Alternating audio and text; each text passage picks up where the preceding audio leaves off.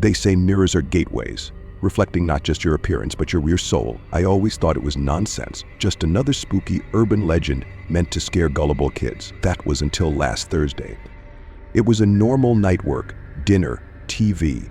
My apartment is small, and there's a long mirror in the hallway I pass by all the time. You barely give it a glance anymore, just a blur of my own reflection as I move around. But that night something felt off. As I was walking past the mirror on my way to the kitchen, I noticed something from the corner of my eye. I stopped, backing up to take a better look. My reflection was still there, standing like it always did.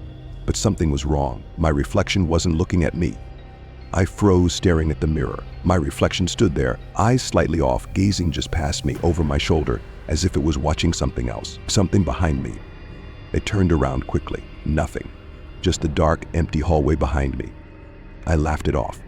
I had been tired, maybe just seeing things. Still, I couldn't shake the feeling of eyes on me, like I wasn't alone. I walked back to the mirror, ready to dismiss it as a trick of the mind. But when I looked again, my reflection wasn't matching my movements. I blinked, and my reflection blinked a second later. I raised my hand.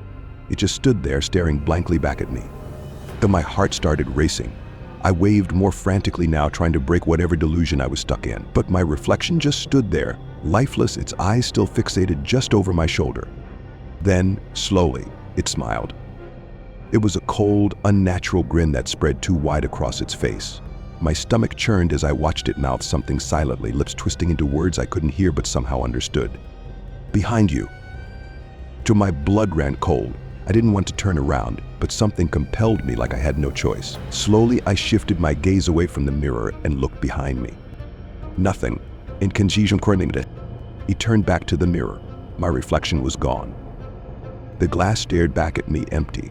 But before I could react, something cold touched my shoulder. The last thing I heard before everything went black was a voice whispering in my ear, soft and malicious. "Now I'm in here, and you're in there.